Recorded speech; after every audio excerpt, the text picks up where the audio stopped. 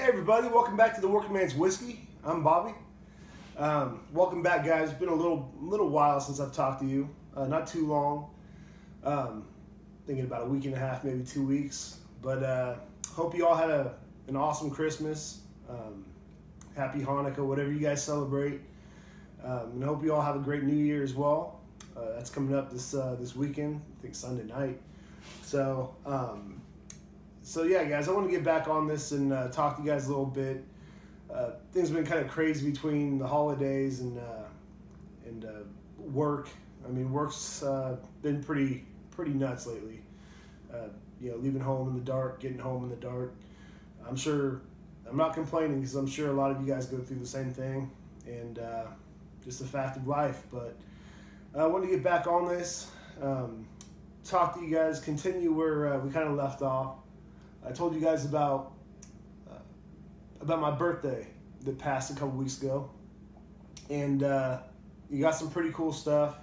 The shirt that I'm wearing, I wore it in my last review, and here it is again. My own Working Man's Whiskey shirt, designed by my younger sister. And I love this thing, guys. I'm gonna wear it as often as I can. And then these decanters behind me. These pretty cool antique decanters. One from Boot Hill, Dodge City, Kansas. This one was by Jim Beam. The one in the middle is also by Beam. It's got a Frederick Remington painting on it. And then this stagecoach here, the Overland Express, it's an Ezra Brooks. Not sure when these were made, but I love them. They're awesome. So they're going to be back here from now on during my reviews.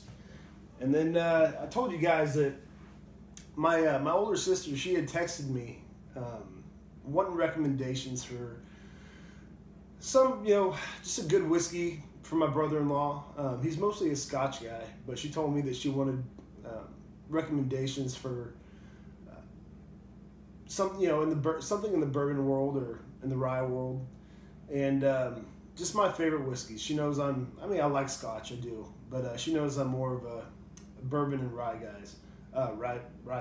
Sorry, so I gave her my top 5 or so, and I gave her a list of things that are a little more expensive than what I usually review on here. I love the bargain whiskeys that I review on here, guys. I really do. But thinking that she wanted something kind of special to give my brother-in-law, I recommended 5 that I really enjoy sipping on.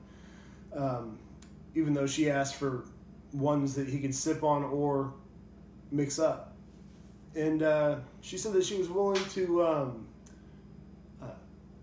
spend a little bit of money on whatever kind of whiskey it was.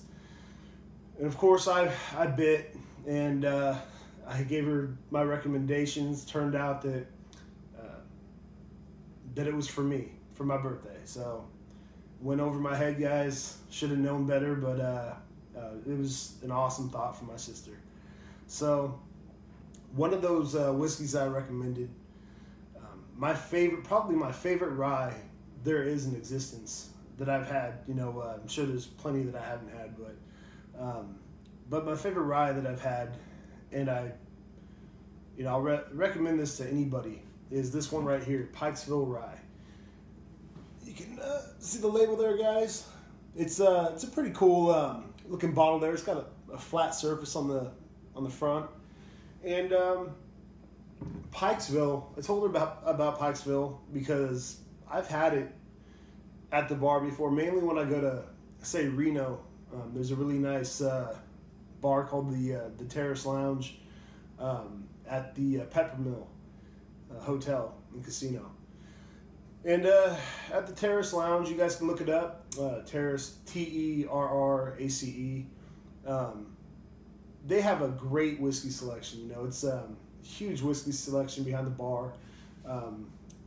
Lady that I have become friends with named Julia. She supplies that bar with their whiskey. She knows her stuff, guys. She really does. And Pikesville is one of the ones they have back there, and I love it. I mean, from the first time I had it, she recommended it to me. She knew I I loved ryes. And she recommended it to me, and this stuff is tasty, very, very tasty. Haven't reviewed it on here before because it costs a little bit more than what I usually like to review on here. It's right around the $50 range. I've seen it as low as say $45, but it's right there around $50. And it's actually a pretty historical whiskey, guys. It's been around. Originally, it came around in 1895, and it was one of those ones that was really popular back in the late 1800s, early 1900s, and then Prohibition hit, and they ceased production on it. And then when Prohibition was lifted, I believe in, oh guys, I can't even think right now. I think it was 1933, but could be wrong. But anyway, when it was lifted in the 1930s, they restarted production on Pikesville. And Pikesville is, they say it's the last of the Maryland whiskeys, or the Maryland rye whiskeys. And now it was sold in 1982 to Heaven Hill, which it's still owned by today. And it's still they say it's still a Maryland, the last of the Maryland rye style whiskeys. So really unique stuff. Read the back of the bottle here. It says Prohibition shuttered most of the once booming Maryland rye industry. Pikesville, produced since the 1890s, reemerged after Prohibition and became the lone brand to keep the style of rye alive. Now produced in Kentucky from extra-aged barrels, stored in prime warehouse locations, Heaven Hill has reclaimed the past with the rich and spicy notes of Pikesville. This whiskey is aged at least 6 years, it says. Distilled and bottled by Heaven Hill Distilleries, Bardstown, Kentucky. So, in case you guys didn't see it on the cover, it's 110 proof, 55% ABV, and we're going to talk about that a little bit more in just a minute. But just want to let you guys know that this stuff, I mean, before I even review it, I'm going to recommend it highly. If you guys can find this, it's this is one of my favorite whiskeys there are out there. In the $50 range, at any range, it's my favorite rye whiskey. I'll say that right now. So open it up. It's considered to be, they say it's Rittenhouse Rye's big brother, kind of. Rittenhouse also done by Heaven Hill, and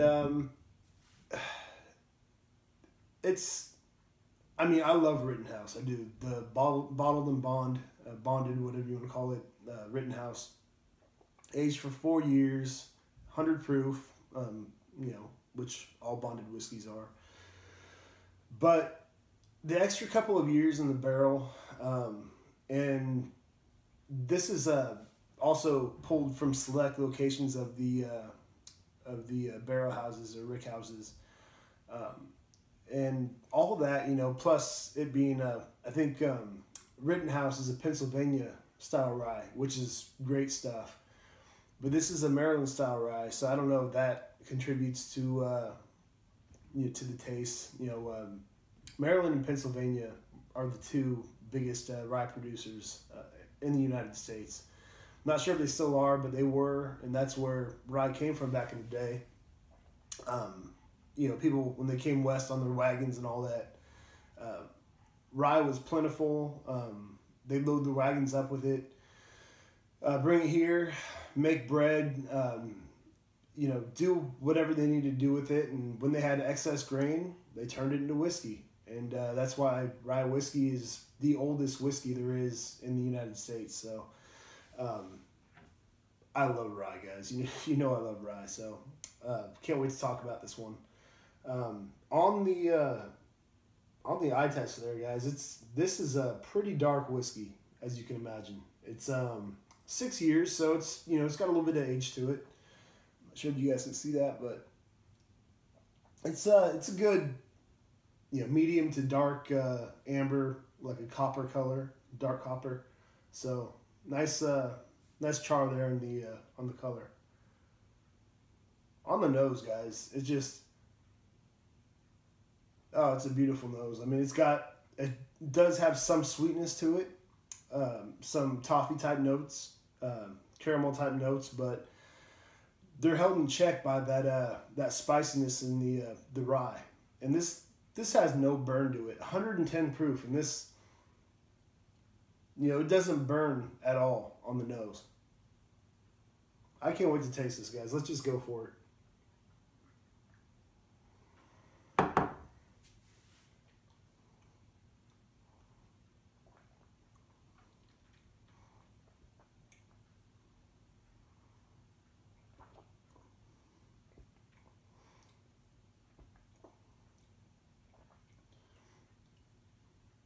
And on the palate,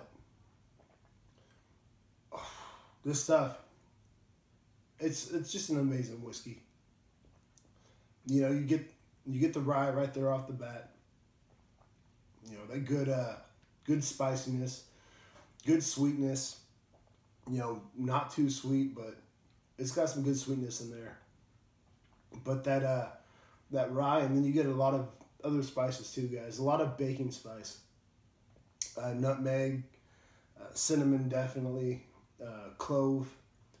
It's it's a complete rye whiskey to me. And by the way, the mash bill on this one, guys, is 51% rye, 39% corn, and 10% malted barley.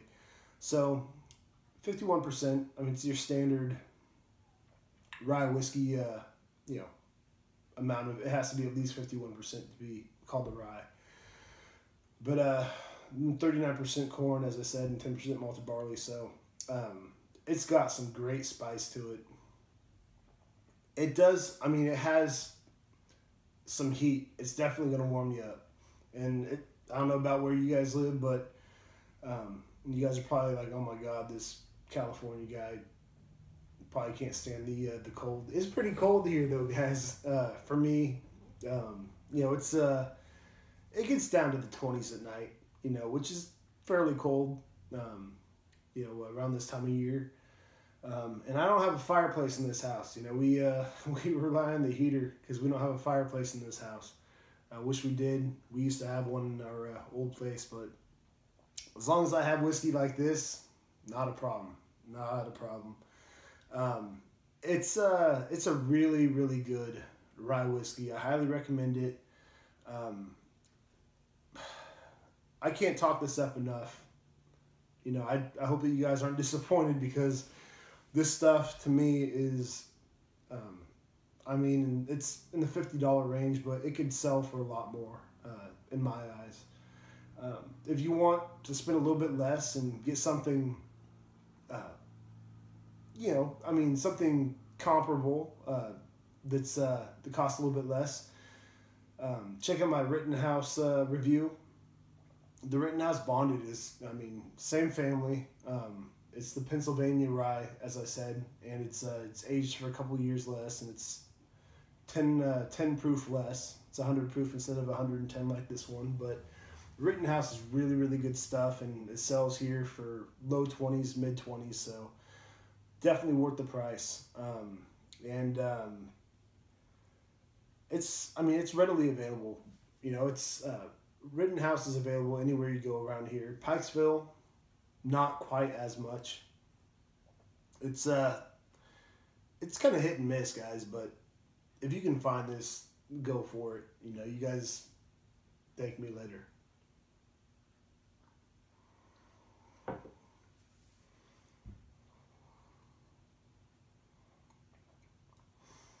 It's got just about anything you could want in a rye whiskey. It's got your rye spice, but it's also got a little bit of sweetness. Definitely some. I get a little bit of like brown sugar and molasses in there, guys. A little bit of wood from the barrel.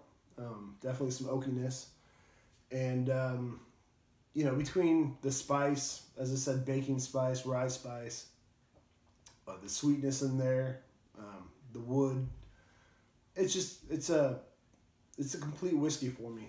And I'm going to give this one a very high rating, as you guys can probably already imagine. I'm going to give this a 95 out of 100. And I think that's really fair. Yeah, I don't think I'm going overboard with that rating. That's I mean, that's what this whiskey is to me. It's an A, a solid A. And really hope you guys can find this. Try it out somewhere, wherever you can find it, guys. Just go for it. And 110 proof, but it's funny. It does have a little heat. It doesn't have any harshness to it. No harshness. But it does have a little heat there in the chest. And but for 110 proof, it's really, really smooth. It goes down really easy. So that's it for this one, guys. Let's see. I have a couple more reviews coming up. I have another little bottle coming up, probably next. Somebody recommended. It's another Irish whiskey. Somebody recommended it to me, and I'm looking forward to reviewing it. I've never had it before. And then another whiskey that I had never had before. It was actually a Christmas gift from my brother-in-law, Bud, and it's really good stuff. I tried it out, and it's an American whiskey, but it almost profiles as a Scotch a little bit. You know, it reminds me. It's more on kind of a Scotch type palate.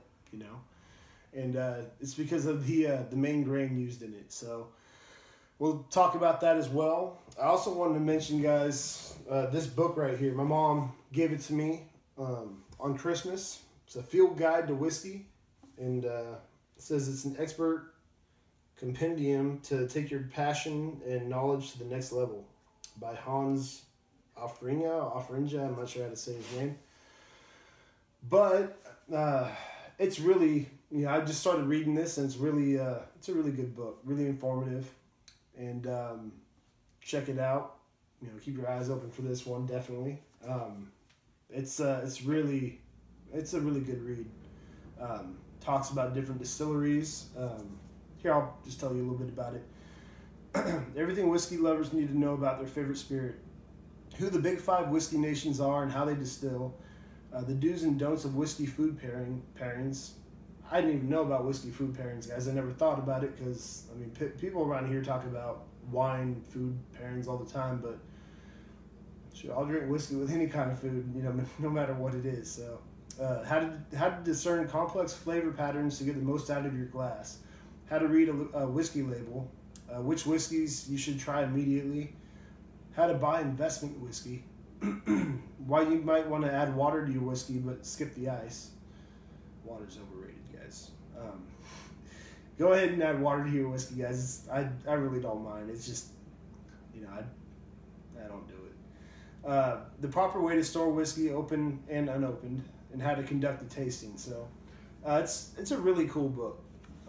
Just getting started on it, but so far it's really interesting. So that's it for this one, this review.